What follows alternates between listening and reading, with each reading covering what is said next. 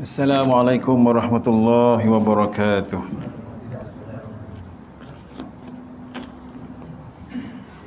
A'udzu billahi minasyaitonir rajim. Bismillahirrahmanirrahim. Alhamdulillahirabbil alamin wa bihi nasta'in ala umuri dunya waddin wa ala alihi wa sahbihi ajma'in.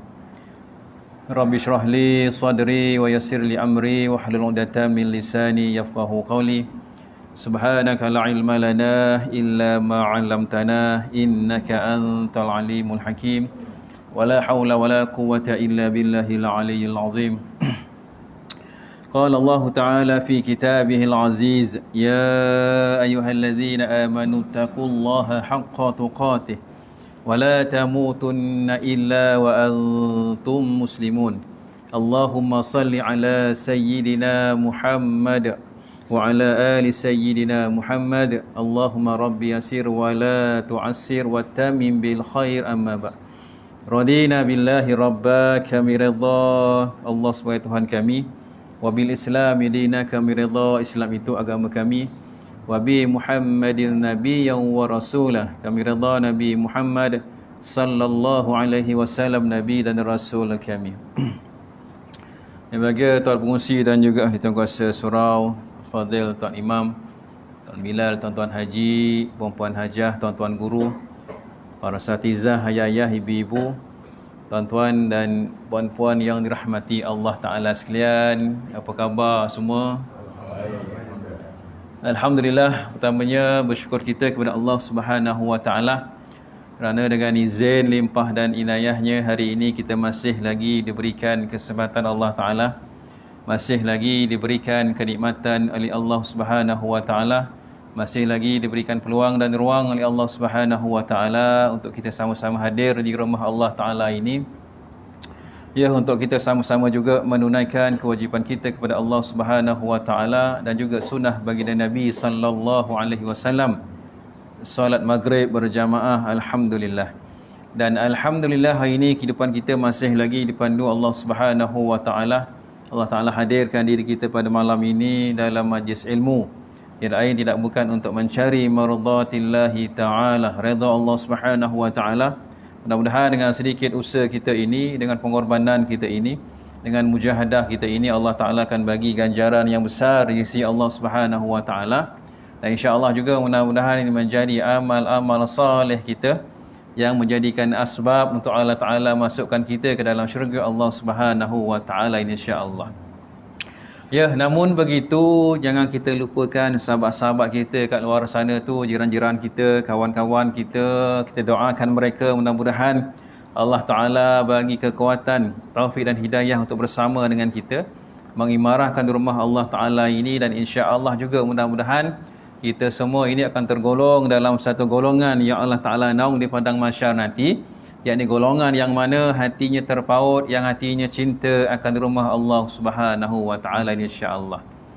Alhamdulillah, malam ni kita bertemu lagi. Sekian lama tak bertemu, hampir setahun. Faham tak? Alhamdulillah Ta'ala bagi lagi kita rezeki, kenikmatan untuk bertemu pada malam ini di rumah Allah. Walaupun kita berada pada ujian yang Allah bagi ini, namun Allah Ta'ala pilih tu. Pertama kita syukur. Tuan-tuan, saya bercakap ni syukur kepada Allah kerana masih lagi Allah Ta'ala pilih kita. Ramainya orang di luar sana, namun Allah Ta'ala pilih kita. Pilih apa? Pilih untuk terus istiqamah berada di rumah Allah. Itu satu kenikmatan yang besar. Satu kenikmatan yang besar. Bukan semua dapat.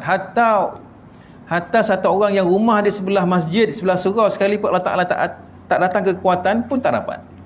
Lebih-lebih lagi hari ini kita zaman pandemik, masih lagi Allah Ta'ala pilih kita berada di rumah Allah Ta'ala secara istiqamah. Hari ini ujian, orang-orang di luar sana dia boleh mengambil keputusan dia tak nak datang ke masjid. Lebih-lebih lagi dalam solat Jumaat, mereka tanpa segan silu untuk tidak hadir solat Jumaat. Ya, kalau dulu kita tak solat Jumaat, kita rasa macam pelik. Orang kampung kalau tak solat Jumaat, tuan-tuan, kalau dulu saya lah, orang kata ni kenapa tak solat Jumaat? Pelik. Tapi hari ni orang di luar sana tak solat Jumaat, rasa macam relax, tenang-tenang, masih lagi berada di tempat-tempat awam. Dan tak ada siapa yang nak marah. Macam seolah-olah tak boleh nak marah. Kamu kenapa tak sembahyang Jumaat? COVID. Vaksin tak ada serai contoh lah sebagainya. Masjid penuh, apa segalanya. Dan tak boleh nak marah contohnya. Ini ujian. Namun ini Alhamdulillah Allah Ta'ala pilih kita berada, istiqamah berada di rumah Allah Ta'ala untuk melaksanakan sunnah baginda Nabi SAW, solat berjamaah. Apa Nabi kata tuan-tuan, ayah ibu, man ahya bi sunnati faqad ahabbani wa man ahabbani faqad kana ma'i fil jannah. Barang siapa yang menghidupkan satu sunnahku, yang menghidupkan sunnahku, dialah yang mencintai aku. Dan barang siapa yang mencintai aku, dia akan bersama aku dalam syurga Allah Subhanahu wa taala. Sunnah Nabi. Antaranya apa yang kita boleh amal hari ini, inilah istiqamah kita berada di rumah Allah untuk solat berjamaah. Ni sunnah, menghidupkan sunnah. Asbab menghidupkan sunnah, insya-Allah kita akan bersama Nabi dalam syurga Allah Subhanahu wa taala. Alhamdulillah. Syukur tuan-tuan. Walaupun tak ramai, tak apa. Istiqamah. Ni kita di akhir zaman ni. Saya ingat satu hadis Nabi sallallahu alaihi wasallam, Nabi mewasiatkan kepada para sahabat.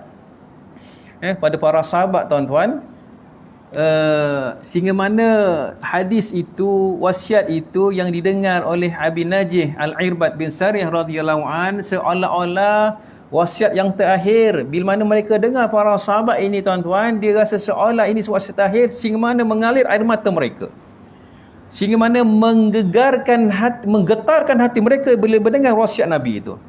Nabi pesan kepada para sahabat. Pertama apa Nabi pesan? Dalam kamu akhir zaman ini, pertama dia usikum bitaqwallahi azza wa jalla.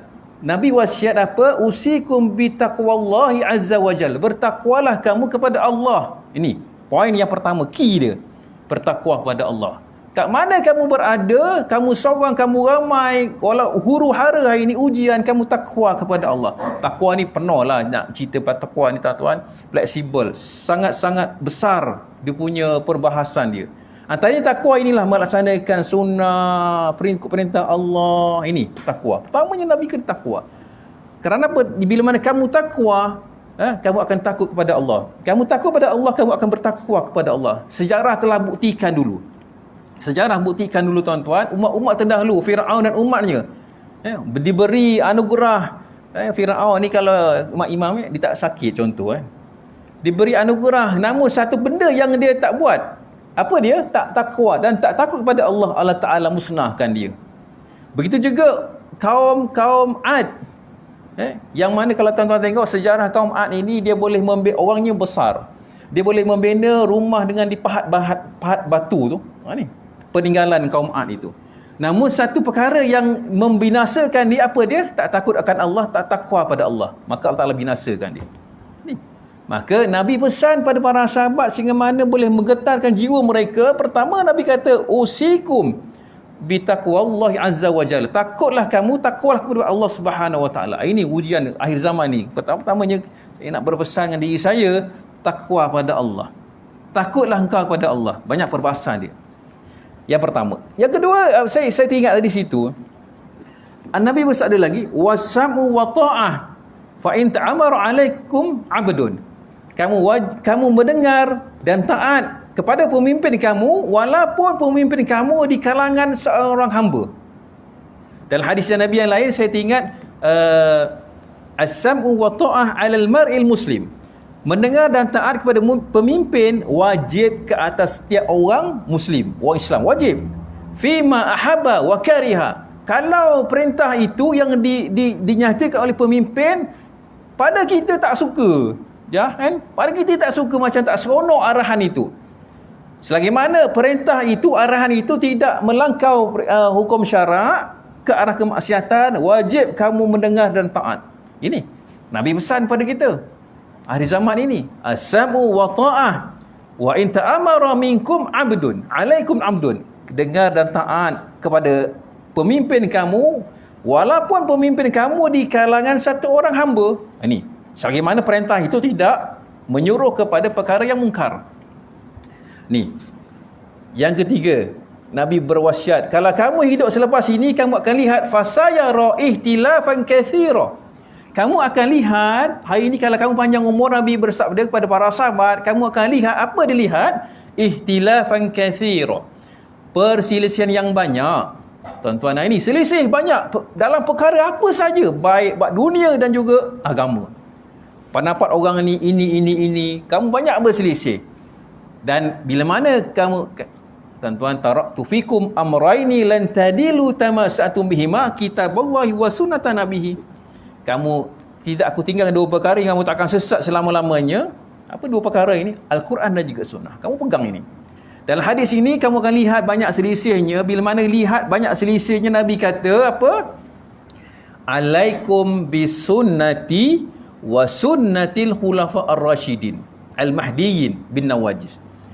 Bila kamu lihat banyaknya selisih, kamu kembali kepada kitabullah, kamu kembali kepada sunnah Nabi sallallahu alaihi wasallam. Sunnah Nabi. Alaikum bisunnati. Ikutlah sunnahku dan sunnah khulafa ar-rasyidin al-mahdiyyin yang diberi petunjuk. Pengganti Nabi yang beri petunjuk. Macam mana nak ikut? Ya, tuan-tuan saya bercakap, ikut seolah-olah perumpamaan yang Nabi kata, adu alaikum bin nawajis. Kamu kena gigit seolah-olah kamu gigit sunnah itu dengan gigi geraham. Jangan sampai lepas. Nak cerita, walaupun ada ujian kat luar sana mendatang, apa segala akidah, syariat dan sebagainya, kamu ikut sunnah Nabi, kamu ikut pegang kuat-kuat sunnah Nabi itu. Ini, insya-Allah kamu akan dipermudahkan oleh Allah Subhanahu Wa Taala. Ikut sunnah Nabi, sunnah khulafa ar-rasyidin. Ni akhir zaman ini. Saya ingat hadis ini. Jadi inilah tuan-tuan, kita berada pada akhir zaman ini, banyak ujian, maka alhamdulillah, syukur kita Allah Ta'ala pilih kita berada di rumah Allah, istiqamah melaksanakan sunnah baginda Nabi SAW, yang menghidupkan sunnah. Maka istiqamah ni, jagalah ini kenikmatan yang besar Nabi tinggalkan kepada kita, umat Nabi SAW. Ni ujian hari ini tuan-tuan, memang ujian.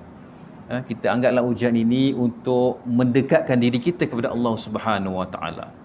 Ujian datang kepada orang yang beriman, dia melihat ujian itu, maka Allah Ta'ala akan tingkatkan derajat mereka ini. Allah akan ampunkan dosa mereka, Allah akan gugurkan dosa mereka. Ini tuan-tuan. Jadi inilah saya ingat hadis itu. Jadi sekian lama kita tak bertemu, maka kalau kita ikut dia punya silibus kuliah kita, maka tahsinul ibadah, memperbaiki ibadah, kita bicarakan sebelum ini berkenaan tentang khusus dalam solat berjamaah, panduan antara imam dan makmum, bagaimana dalam kita melaksanakan solat berjamaah, Nabi ajar kepada kita kaedah-kaedah solat berjamaah ini yang bertepatan dengan Nabi SAW buat. Para ulama menakalkan tentang hadis Nabi SAW. Ini kita nak bincang. Saya nak habiskan bab ini.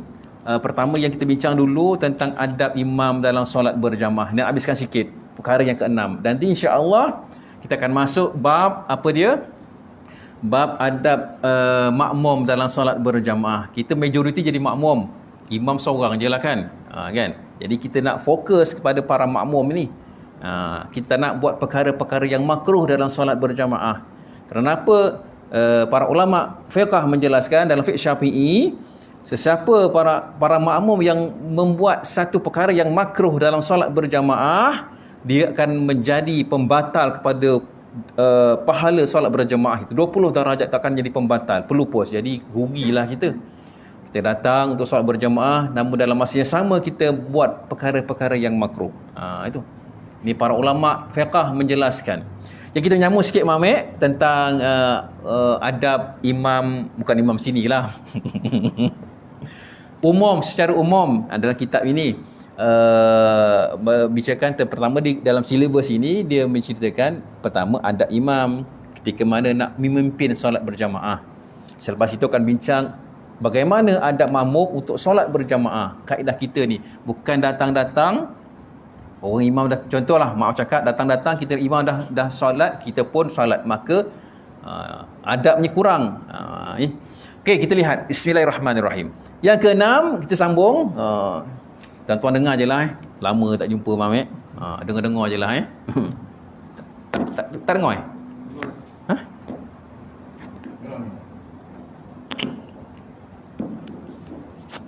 dengar lagi, dengar.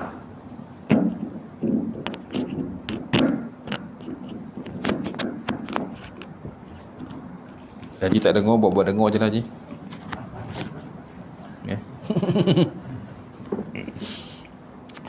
Apa dia pertama, imam bila mana nak memimpin solat berjamaah, yang keenam, perkara ini mengarahkan supaya iqamah. Biasalah ini kita ulang kaji. Iqamah ni apa? Iqamat dilakukan bila mana berjamaah tara ramai. Arahan ini diberikan kepada muazzin untuk melakukannya, tetapi sekiranya jemaah masih sedikit, kita baca bahasa kitab lah, ataupun imam tahu terdapat beberapa jemaah sedang mengambil wuduk atau sedang bersedia sedia untuk solat berjamaah, maka imam digalakkan untuk menunggu lagi, masa panjang lagi. Okey, Bilal relax, tenang-tenang dulu, jangan qamat. Contoh ni kaedah dia, kalau dia tahu ada berapa lagi jemaah sedang ambil wuduk, tengah siap-siap, maka relax, tunggu dulu untuk diberi keizinan, memberi isyarat, diiqamatkan kepada Bilal ini. Kerana apa? Perlu yang kita faham, ini ulang kaji, tanggungjawab untuk iqamah ini adalah tanggungjawab imam. Tanggungjawab imam. Maknanya kalau Bilal nak, ni secara umum tuan-tuan, bila nak iqamah, maka kena jeling-jeling lah imam tadi. Contoh, jeling-jeling imam, boleh tak qamat? Kan? Contoh. Kalau imam kata okey, angguk kepala, jalan lah. Dia tengok, dia usah-usah belakang, dia tengok jemaah dah ramai, okey, on, Bilal on. Tapi kalau dia rasa tengok intai-intai, masih lagi orang tengah sibuk kat luar sana, tengah ambil uduk, relax dulu, tenang-tenang. Contoh. Kerana apa? Bertepatan dengan hadis Nabi SAW. Nak ceritakan iqamah itu kuasa kepada imam, manakala azan itu kuasa kepada Bilal. Apa daripada hadis Nabi SAW, ada Abi Hurairah radhiyallahu anhu, qala Rasulullah SAW, al-muazzinu amlaku bil azan wal imam amlaku bil iqamah. Nabi SAW bersabda, muazzin itu bertanggungjawab untuk menentukan waktu azan, waktu bila, jam dia, maka ini hak Bilal. Manakala imam pula bertanggungjawab untuk menentukan waktu iqamah. Itu kita kena tahu, kita kena faham kalau nak melaksanakan sunnah baginda Nabi SAW. Dan namun dalam situasi yang lain, ada juga dalam hadis Nabi yang lain daripada Abi Qatadah radhiyallahu an, Nabi SAW bersabda, iza uqimatis salah fala taqumu hatta tarawni kharajat. Daripada Abu Qatadah, Nabi SAW bersabda, apabila iqamah untuk solat dilaungkan, maka janganlah kamu bangun, jangan kamu sehingga mana kamu lihat aku keluar dari rumah aku untuk menuju ke masjid. Satu situasi. Kalau kita lihat situasi dalam hadis yang kedua ni, seolah-olah menunjukkan bahawa iqamah harus, boleh dilakukan walaupun imam masih belum hadir, walaupun imam belum beri isyarat, tidak memerlu minta izin imam. Walaupun dalam situasi boleh, harus boleh dilakukan. Ini kerana apa? Dapat hadis yang lain, tatkala Bilal untuk iqamah, Bilal bin Rabah, annahu kana Bilal qabla an yuqima ya'ti ila manzilihi Rasulullah sallallahu alaihi wasallam yu'azzinuhu bis salah. Bahawa Bilal sebelum melakukan iqamah, beliau akan pergi ke rumah Nabi sallallahu alaihi wasallam. Bilal sebelum iqamah ni, Bilal pergi rumah Nabi kerana rumah Nabi dekat dengan masjid. Bila Bilal pergi rumah, wahai Rasulullah, boleh tak aku qamat? Maka Nabi izinkan. Bilal keluar pergi tempat masjid, tempat ruang solat, maka Bilal iqamah. Nabi kata, kamu jangan bangun selagi mana kamu tak nampak aku keluar dari rumah aku ke masjid. Situasi ini. Itu. Sebab itu dalam hadis yang lain, kalau kita sebagai makmum ni ada beberapa kaedah untuk kita bangun tatkala iqamah dilaungkan. Ada beberapa kaedah. Pertamanya, saat mana kalau dalam fiqh Syafi'i, iqamah ni bila dilaungkan, maka kita tenang-tenang. Siapa yang ada kekuatan, kemampuan, kita duduk dulu sampai Allahu Akbar, la ilaha illallah, kan? Maka saat itu kita boleh bangun. Kalau ada kekuatan, kalau kita ni orang-orang lama otai kelawan mas ni, nak bangun memerlukan kudrat, kekuatan, Allahu Akbar. Okey, kalau ada kekuatan, tak ada kekuatan, bolehlah bangun menuju saf itu. Ada sebagian para ulama katakan, qad qamatis solah, marilah dirikan solat, kamu bangun. Ikut kemampuan kita, kan? Menuju ke saf di hadapan itu, yang terbaik, saf yang pertama itu. Ni. Maka keizinan untuk mendirikan solat selepas azan ialah merupakan keizinan untuk melakukan iqamah. Maka kalau kita lihat, mana kalau imam tadi kita bincangkan bahawa kalau nak iqamah, maka imam kena lihat suasana jemaah di tempat itu, ramai ataupun tidak. Boleh. Tapi bagaimana pula sekiranya senario hari ini, contoh dilakukan oleh muazzin bila nak tunggu imam sekitar imam tak ada pula. Contoh ni umum, secara umum nak tunggu qamat tapi imam tak ada. Ustaz kata imam kena pergi sana, tapi hari itu imam tak ada. Kan? Macam mana nak qamat ni? Bagaimana? Bagi persoalan ini, maka kita lihat dalam hadis Nabi sallallahu alaihi wasallam. Kita semua tuan-tuan, kita mengambil dalil hadis Nabi SAW dalam perkara ini. Antaranya apa? Dan suasana ini, situasi ini dalam hadis Nabi yang lain daripada Sahal bin Sa'id As-Sa'idi, anna Rasulullah SAW zahaba ila Bani Amru bin Auf liyusliha bainahum fahanatis salah faja'al mu'azzinu ila Abi Bakrin faqala atusalli bin nas fa uqimu faqala na'am qala fasalli Abu Bakrin Abu kama qala. Daripada Sahal bin Sa'id Al-Sa'idi bahawa Rasulullah SAW telah pergi ke perkampungan Bani Amru bin Auf untuk mendamaikan mereka. Nabi keluar, contoh pergi jumpa Bani Amru bin Auf. Kerana adalah persengketaan yang berlaku. Pada waktu itu, waktu untuk dirikan solat telah hampir. Dalam hadis ini, selepas melangkahkan azan, lalu muazzin Bilal tadi melihat-lihat Nabi SAW tak ada, nak jadi imam. Tuan-tuan, dalam suasana ketika Nabi SAW hidup bersama para sahabat Nabi akan memimpin solat berjemaah, tiada orang lain. Nabi akan memimpin solat berjemaah, Nabi. Dan ketika itu bila melihat Nabi tak ada, jadi dia pandang-pandang, intai-intai. Tu sebarang tentu dia melihat sahabat yang utama, antaranya Abu Bakar. Maka bila jumpa Abu Bakar, wahai Abu Bakar, muazzin datang Abu Bakar dan berkata, adakah tuan boleh imamkan kami untuk solat berjemaah ni, imamkan ramai orang? Maka kalau kamu boleh berkata boleh, saya akan qamat Bilal. Maka Abu Bakar kata, ya, na'am. Maka Bilal pun qamat. Maka boleh situasi ini. Nabi tak ada, qamat. Jadi sebelum qamat, apa kiasan dia ini kita boleh buat? Bila nak qamat, relax, tenang-tenang, jangan qamat. Imam tak ada, contoh imam tak ada. Maka apa dia nak kena buat? Bilal ni, siapa-siapa lah yang qamat, apa dia? Intai-intai siapa yang nak pimpin solat jemaah kita. Intai-intai dulu, jangan qamat, intai dulu. Kalau dah qamat, jam kita. Jamnya apa? Ni yang kau lah. Ujung-ujung tak ada sang jemaah. Intai dulu. Tengok-tengok siapa yang kita yakin dia boleh bawa. Bukan jadi imam ni bukan senang tuan-tuan. Gegel pun dia. Contoh, walaupun kita kenal ni, kawan-kawan kita ngetes sama, bukan orang luar pun. Member dia lah, member kenal. Tapi duduk depan ni belum tentu. Walaupun member kenal, bukan orang luar pun. Okey, intai-intai dulu. Tengok-tengok, intai-intai. Okey, jumpa dia. Ji, boleh jadi imam. Imam tak ada ni, imam outstation contoh. Dia pun bolehlah. Baru qamat. Jangan qamat dulu. Kaedah dia, jangan qamat dulu.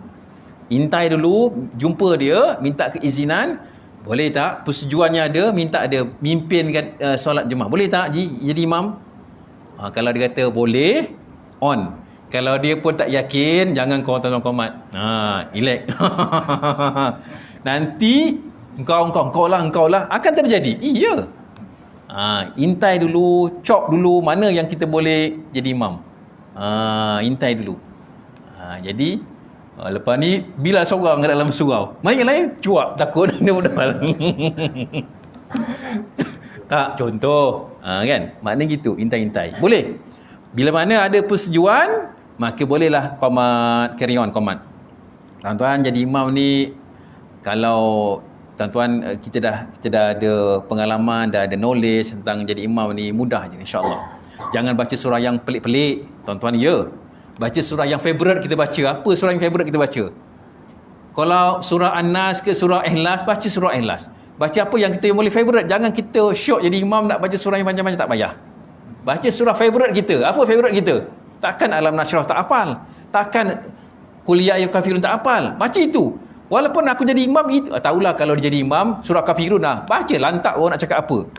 Yang penting kita hafal itu. Ini kalau baca yang pelik-pelik, lain dah depan ni. Dia punya suasana dia nak baca, nak mikir orang belakang, nak fikir apa, semua fikir. Ni kalau aku tak baca ni apa, jam kita. Kita baca je surah yang favorite kita, insya-Allah mudah, selamat. Ikhlas lah. Kan? Tak apa. Jangan bimbang. Itu sunat je, sah semayang. Jangan rasa jadi imam ni terbeban nak baca surah yang perlu, yang konon-konon nampak hebat. Tidak. Baca kita yang kita hafal, yang favorite, yang kita boleh score, kita baca. Tak apa. Walaupun dia ada satu hadis Nabi sallallahu alaihi wasallam, orang ni baca bila mana dia jadi imam, dia baca apa tuan-tuan? Surah Ikhlas, kan? Hadis itu. Asal jadi imam Ikhlas. Asal Ikhlas jadi imam. Jadi jemaah ni kat belakang ni asyik-asyik, aku dah tahulah ni. Ni kalau jadi imam surah Ikhlas, Qul huwallahu ahad, Qul huwallahu ahad.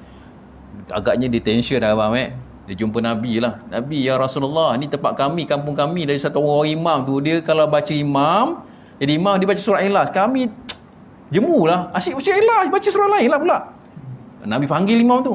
Wahai imam, betul kamu baca surah? Kenapa kamu baca? Saya suka kan surah tu. Oh, Nabi kata, sebab kamu suka, asbab Allah Ta'ala masuk kamu dalam syurga. Oh tuan-tuan, jangan main-main. Dia sebab suka baca surah Ikhlas tu, Allah Ta'ala menyebabkan masuk dalam syurga. Allah, jangan dipertikaikan. Jangan kita cakap, ini kalau jadi imam ni tak ada surah lain, tabat syada abi lahabi wa tab. Kan? Jangan. Kalau dia tak jadi imam, siapa jadi imam? Kan?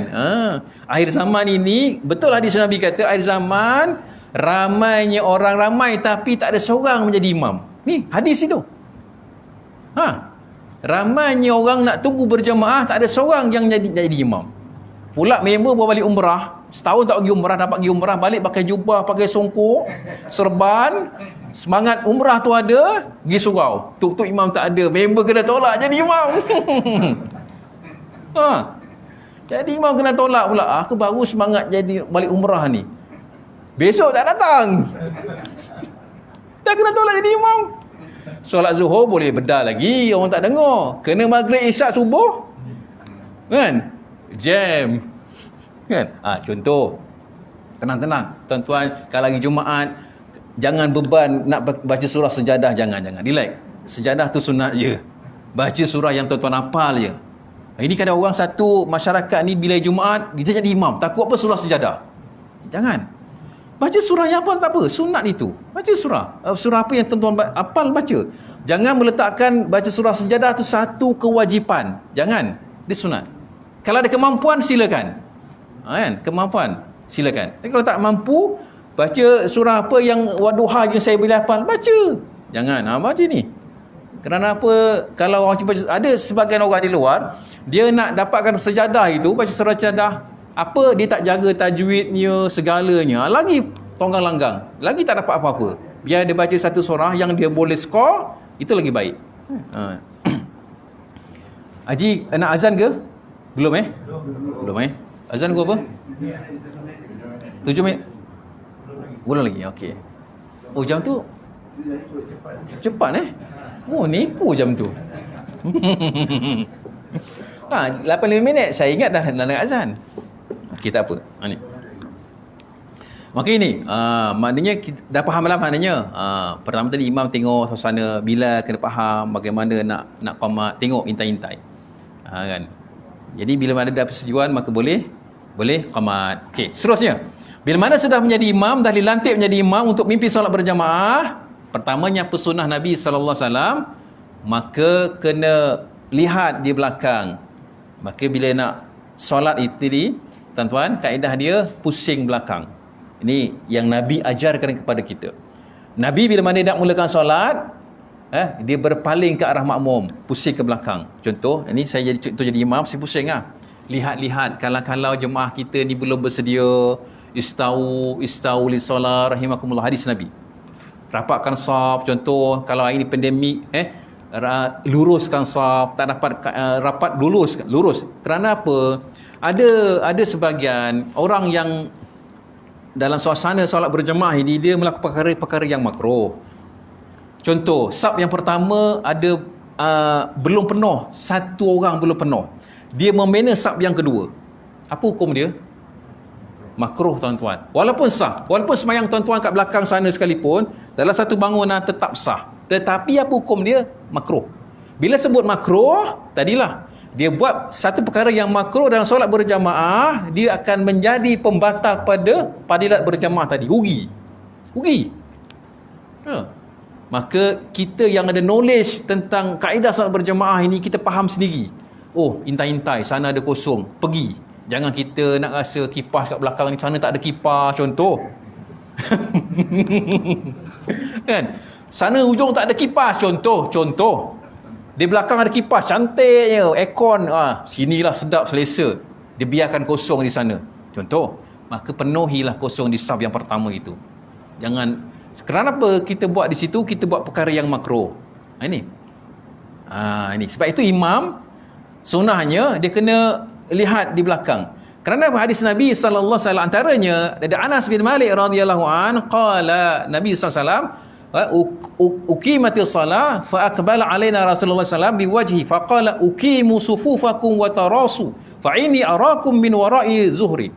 Dalam riwayat Imam Bukhari, wa kana ahaduna yulziqu mankibuhu bimankibi sahibi wa qadamuhu biqadami. Daripada Anas bin Malik radhiyallahu anhu, iqamah dilaungkan, Nabi SAW menghadapkan wajahnya kepada kami. Nabi pusing. Nabi pusing. Bukan Nabi kita, senario hari ini, bila qamat, kita pun sebagiannya tak lihat jemaah pun. Lantak engkau lah, kau nak apa ke? Sebagiannya. Tuan-tuan, kalau pergi mana tempat, kadang-kadang dia tak hiraukan. Dia macam pemandu bas. Pemandu bas ini, kalau penumpang dah masuk betul-betul, baru dia jalan naik imam. Ada tak orang tengah-tengah jalan nak pergi tempat duduk, dia masuk pergi kan? Pemandu bas pun ada disiplin.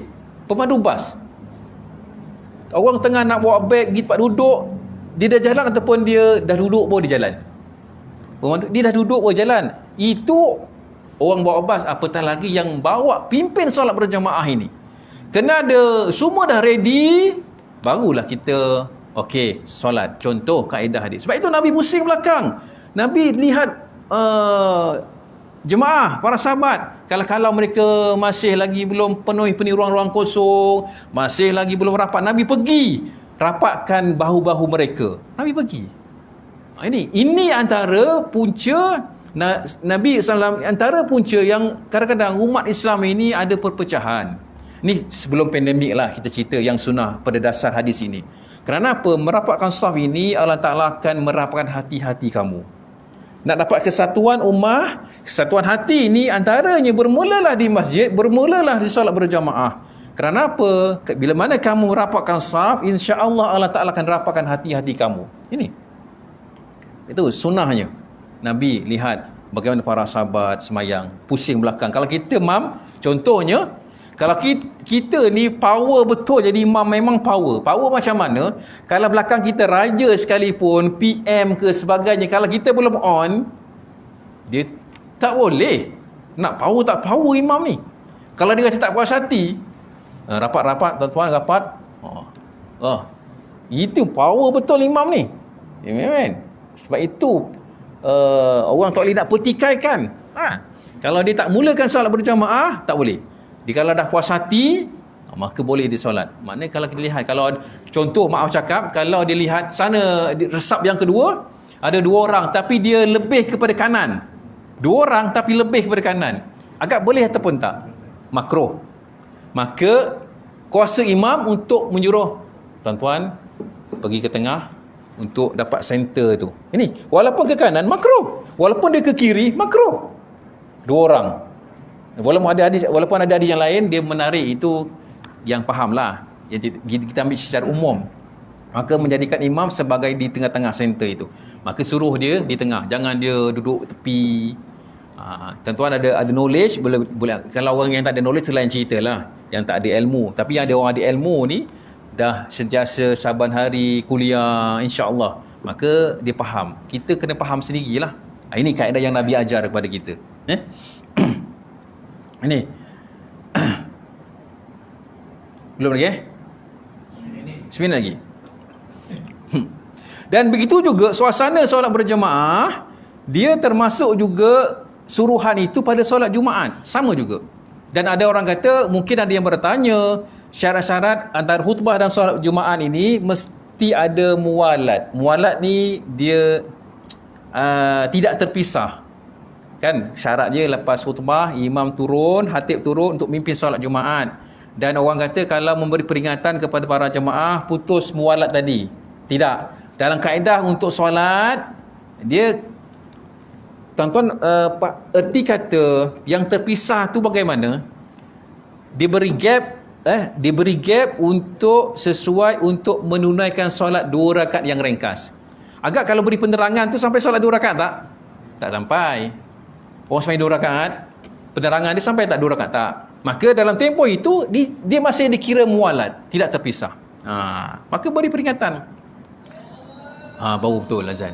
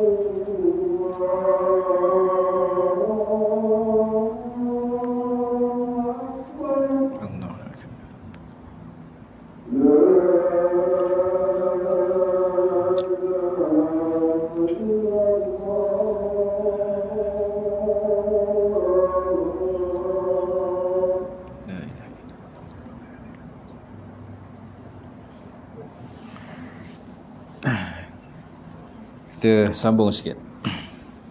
Dan inilah antaranya yang disunahkan bila mana menjadi makmum, arahan-arahan inilah. Bila sampai di saf, melihat makmum di belakang, melihat kalau makmum tadi tidak sempurna dalam safnya, maka kena ingatkan pada para makmum. Imam disunatkan ingatkan para jemaah. Sebab itu kalau kita lihat dalam solat-solat berjemaah, ada imam-imam katakan istau rahimakumullah, ataupun dia kata sawu sufufakum fa inna tasfiyati sufufi min iqamati salah. Ini hadis ni tuan-tuan. Nabi kata samakanlah saf kamu, sesungguhnya menyamakan saf, meluruskan saf sebahagian daripada kesempurnaan dalam dirikan salat berjamaah. Banyaklah kaedah-kaedah yang kadang-kadang kita lihat imam, kita dengar imam berkata-kata. Kerana apa? Dia bertepatan hadis Nabi sallallahu alaihi wasallam dari Abi Mas'ud radhiyallahu an qala kana Rasulullah sallallahu alaihi wasallam yamsahu manakibana fi shalah wa yaqulu istawu wa la tahtalifu wa tahlifata wa fatah talifa qulubukum. Apa maksudnya? Daripada Abu Mas'ud radhiyallahu an, Nabi SAW pernah menyapu bahu-bahu kami semasa hendak dirikan solat. Nabi pergi ke bahu para sahabat kerana apa? Nabi melihat ada tidak kesempurnaan dalam susunan saf itu. Nabi pergi, menyapu bahu-bahu kami dengan Nabi berkata, samakanlah saf-saf kamu, bahu-bahu kamu ini. Janganlah kamu tidak sama. Janganlah kamu berselisih, tidak sama di antara sama lain. Maka apa menyebabkan hati-hati kamu tidak dapat bersama, sepakat, sependapat, yang berselisihan. Dalam solat pun Nabi memberi nak cakap bahawa dalam solat kamu kena buat begini supaya datang kesatuan hati. Dalam solat pun Nabi nak beri ketegasan apatah lagi di luar solat, yang mana umat hari ini tiada sependapat, selisihnya, maka berpunca daripada tidak merapatkan saf dalam solat berjemaah, tidak meluruskan saf itu. Kita dalam pandemik ini kita lain ceritalah. Ini kenapa ni hadis Nabi SAW. Nabi bersabda, luruskan saf ini adalah kesemuan solat. Kerana apa? Allah Ta'ala datangkan keluhuran, kebersamaan hati-hati setiap orang Islam. Ini jadi imam kena pastikan, kalau tuan-tuan kita jadi imam, maka inilah antara yang Nabi ajarkan kepada kita, untuk kita laksanakan, ikut bagaimana Nabi ajar dan kita praktikkan dalam kehidupan seharian kita, dan kita pemimpin dalam solat berjemaah. Inilah untuk kita kongsi malam ini adab-adab imam dalam memimpin solat berjemaah. Khalas? Faham tuan-tuan, insya-Allah? Ini umumlah, secara umum bagaimana Nabi ajar kepada kita lah, secara umum untuk bertepatan dengan kaedah Nabi. Mudah-mudahan bila mana kita hidupkan sunnah Nabi, tadilah awal tadi kita bincang, insya-Allah asbab kita ikut sunnah Nabi, kita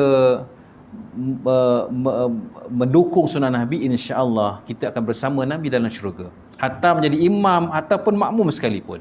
InsyaAllah itu je kita punya point, kita punya matlamat kita.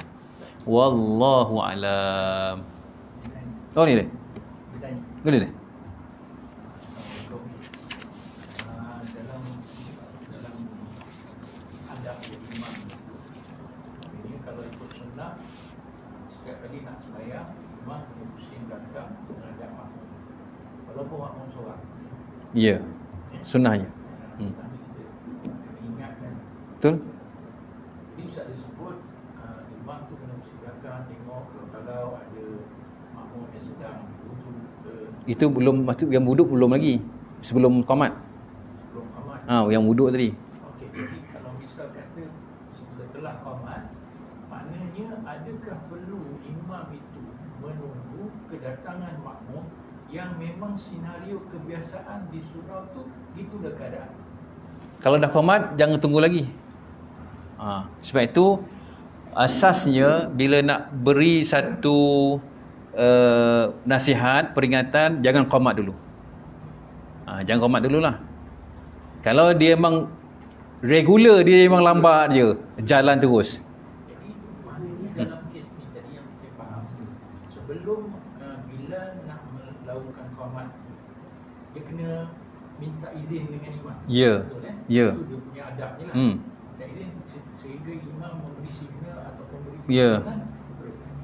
Pada masa itu di mana kedudukan imam tu? Adakah imam tu sedang duduk? Duduk macam inilah. Sembahyang sunat. Tempat dia sembahyang. Sembahyang sunat lah. Maknanya imam tu tak perlu bangun. Tak. Imam tak perlu ke Tak. Tak. ke sejadah. Tak. Okey. Hmm. Jadi maknanya dia Sebab apa? Dia duduk di mana? Sebab apa? Kalau ikut hadis tadi kita dengar, Bilal pergi ke rumah Nabi. Nabi ketika itu dalam rumah Nabi. Nabi jumpa Bilal jumpa Nabi. Wahai Rasulullah, boleh tak aku qomat? Maka Nabi kata, qomatlah. Bilal bagi tempat Bilal di qomat. Nabi pun keluar. Nabi keluar, tuan-tuan jangan bangun. Ni dalam hadis itu. Ni cerita yang kita bincang. Sampai Nabi pergi tempat jalan-jalan, ni gambaran sampai pergi tempat imam, maka Nabi dah duduk, dah berdiri, semua bangun untuk membina saf itu. Jadi makna katakanlah contohlah saya jadi imam, saya duduk sini sembahyang sunat. Lepas tu Bilal nak qamat, dia tengok saya. Yes. Dia tanya saya dulu. Ya. Jadi imam kata okey, Boleh qomat. habis saja qamat baru imam bangun. Ya. Dan imam berjalan ke Ya. tempat makmum tak usah bangun dulu. Ya. Sehingga imam berdiri Ya. menghadap baru makmum. Ya.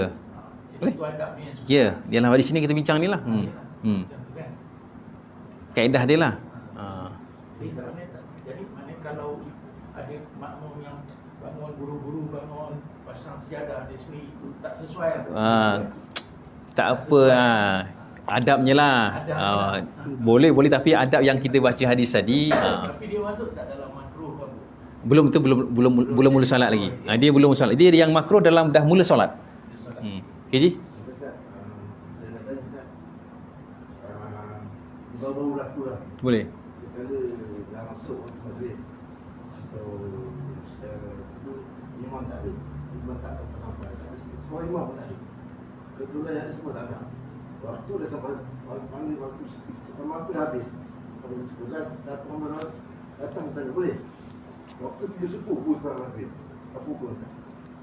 Waktu tu masih lagi waktu yang fadilat. Kita dah lewat. Itu masih waktu fadilat. Boleh lagi. Waktu fadilat boleh. Waktu tu dah habis, jadi sampai 7 suku, sekarang 7.20 pukul sebarang maghrib. Macam kata imam suku tak sanggup. Okey gini, kalau kita ni okey faham. Itu saya nak tanya Ustaz. Faham.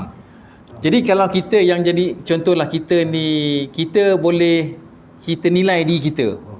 Kalau orang lain tak boleh, kita pun kita nilai diri kita. Contoh Tuan Haji Bilal, contoh kita dah Bilal dan orang lain tak ada nampak jadi imam tak nak. Jadi kita yakinkan diri kita ni, aku ni boleh jadi imam. Suruh orang lain qomat. Jadi kita jadi imam. Contoh. Kalau nak tunggu siapa yang boleh jadi imam, jawapan pukul 7.30 baru kita nak solat. Walaupun dia masih lagi waktu fadilat, boleh. Dia kan waktu yang dah hujung-hujung, tidak. Masih macam kita berbuka lah. 7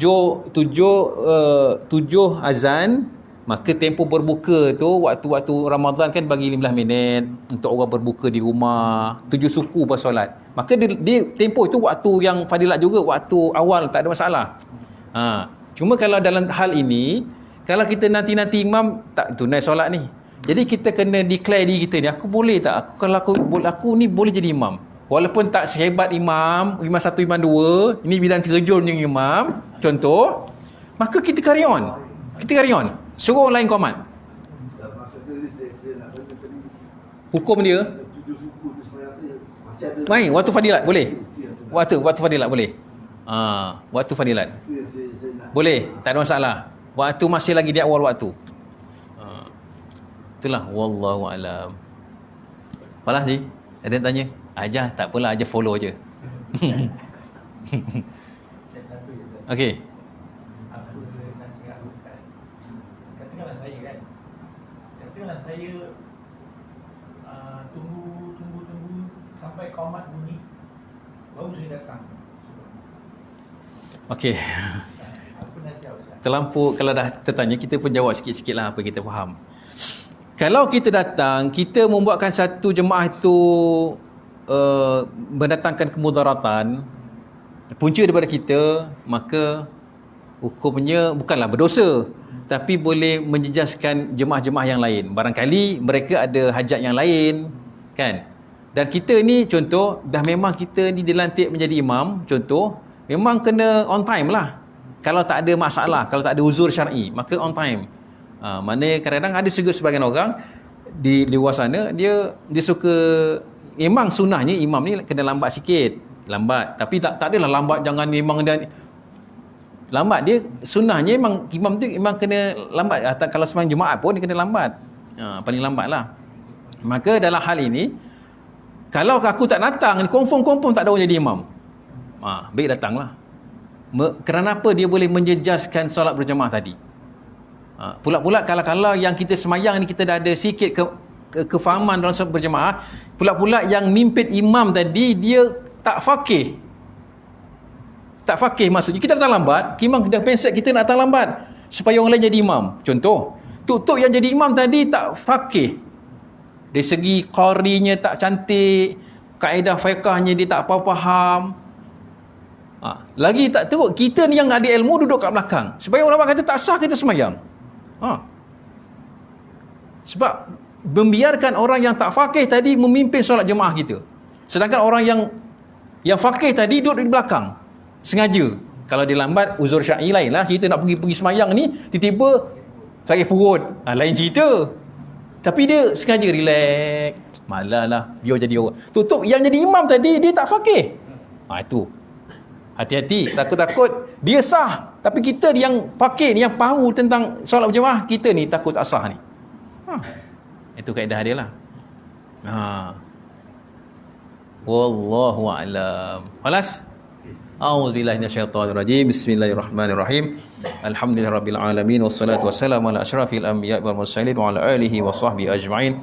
Allah ta'ala hikmataka wa anshur alaina min khazaini rahmatika ya arhamar rahimin. Rabbana atina fid dunya hasanah wa fil akhirati hasanah wa qina azaban nar. Wa sallallahu ala sayyidina Muhammad wa ala alihi wa sahbihi wasallam. Walhamdulillahirabbil alamin. Aqulu qouli hadza wa astaghfirullahal ladzim wa lakum. Wassalamualaikum warahmatullahi wabarakatuh.